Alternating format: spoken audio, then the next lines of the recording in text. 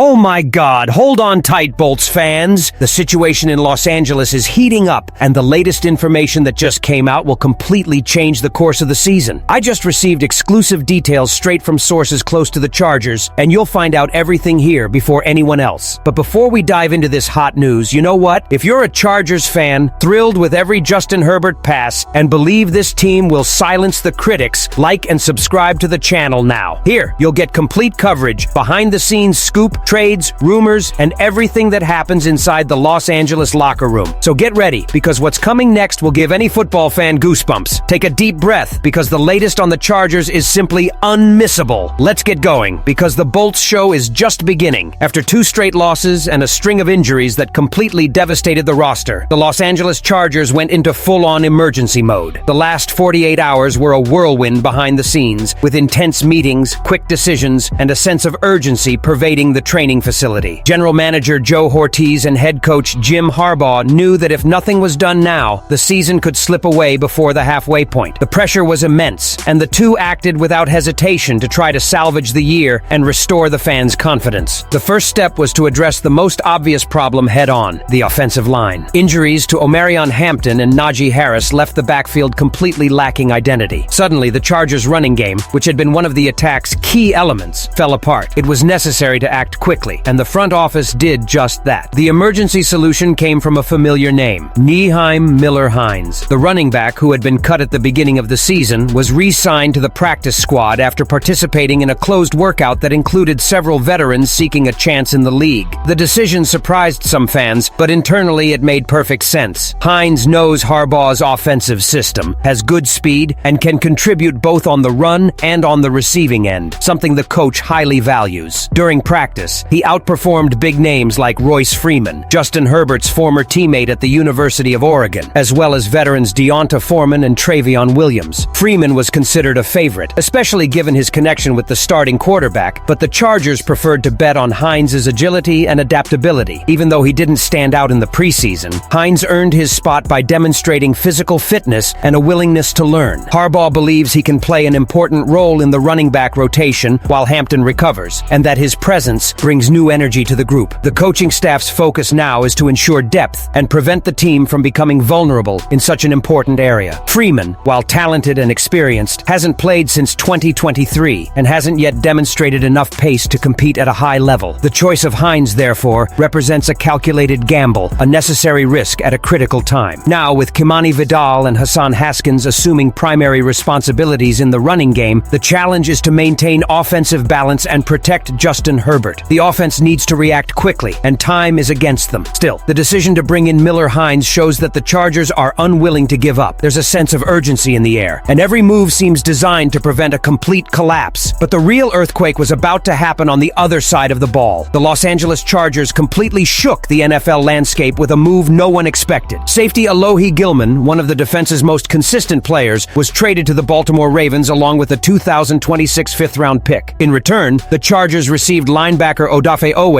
and a 2027 seventh-round pick. It was a bold move, designed both to solve an immediate problem and to prepare the team for the future. The news took even the most attentive by surprise. Gilman was seen as one of the quiet leaders in the locker room, a disciplined player with a good understanding of the game and a consistent presence in coverage. His departure represents not only a tactical shift, but also an emotional impact within the group. Still, management believed the return was worth the risk. Owe is young, athletic, and has a very high development ceiling. At 26, he arrives in Los Angeles with the mission of strengthening the pass rush and revitalizing the defense, especially after Khalil Mack's injury. For the Chargers, Owe's arrival has special significance. Jim Harbaugh, Los Angeles coach and brother of John Harbaugh, Ravens coach, has known the player since the draft and has always admired his style. Harbaugh even compared him directly to Khalil Mack, highlighting their physical similarities and explosive ability to attack the quarterback. He's a lot like Mack. He's a player who combines strength, speed, and quick reads. He has everything it takes to be a difference maker, the coach stated in an interview after the trade was announced. The timing of the move couldn't have been more perfect. With Mack sidelined, the Chargers' defense urgently needed a new weapon capable of pressuring the opposing quarterback. Owe is coming off a consistent season with 10 sacks, 9.5 tackles for loss, and 39 total tackles, numbers that demonstrate his potential to make an immediate impact. He's expected to wear a Bolts jersey in the next game against the Miami Dolphins, a matchup that could determine determine whether the team still has a realistic chance of making the playoffs. Harbaugh believes Oweh will quickly fit into the system, as the Chargers and Ravens defenses share similar concepts. The transition should be seamless, and he should assume a starting role right away. The coach hopes his presence will bring more aggression to the group and ease the pressure on Justin Herbert, who has been forced to compensate for defensive lapses with heroic performances. But even with this promising addition, alarm bells remain. The offense continues to limp, and the offensive line is the focus of criticism, while Oweh tries to reignite the defense's spark. Another dilemma is brewing on offense, a problem that, if not resolved quickly, could jeopardize the coaching staff's entire effort. And that's precisely where the Chargers' next big problem lies. The loss to the Washington Commanders was the definitive wake-up call that something is deeply wrong with the Los Angeles Chargers' offensive line. The area, which had already been showing signs of instability in the early rounds, simply collapsed. Injuries to starting tackles, Rashawn Slater and Joe Alt, completely disrupted Justin Herbert's protective structure. Without his anchors at the ends of the line, the quarterback was under constant pressure, forced to release the ball on short, quick passes just to survive opposing attacks. Even with this emergency adjustment, the numbers are frightening. 17 sacks suffered in the first 5 weeks, the third worst rate in the league. This type of statistic not only reflects individual failures, but also exposes a systemic problem. The protection frequently collapses, the blocks fail to make reads, and the running game loses rhythm before it even begins. Herbert, who has always been one of the most accurate quarterbacks in the NFL when given time in the pocket, now has to improvise on every play, which directly affects the performance of the entire offense. The coaching staff realized this and decided to take drastic action. The plan? Change the starting lineup immediately. Jim Harbaugh and his staff are considering starting Jamari Salyer and Andre James to replace Bradley Bozeman and Austin Deculus, two players who have been making critical mistakes. Salyer is versatile and has experience playing multiple positions, while James, a 7-season veteran, brings a more technical and disciplined presence. Neither is a star, but right now, what the team needs is stability, not individual brilliance. Changing two starters simultaneously is a bold decision, but necessary given the urgency of the moment. The offensive numbers reveal the extent of the problem. Only 28 points scored in the last 2 games. That's less than the team used to score in a single game at the beginning of the season. Without time in the pocket, Herbert can't explore long routes, and Harbaugh's offensive creativity, based on movement, play actions, and vertical passes, simply disappears. The result is a rigid, predictable offense incapable of sustaining long drives. The upcoming matchup against the Miami Dolphins could be the perfect opportunity to test these changes. The Dolphins' pass rush, while aggressive, isn't the most efficient, which gives the Chargers a real chance to regain confidence. If the new formation works and Herbert gets some breathing room, the offense could return to its former explosiveness. But if the shortcomings persist, the team risks entering a downward spiral that's difficult to reverse. And you, Bolts fan, do you believe these changes will be enough to turn the game around? Like, share, and stay with me, because there's still a lot to be done for the Bolts, and you'll be the first to know here.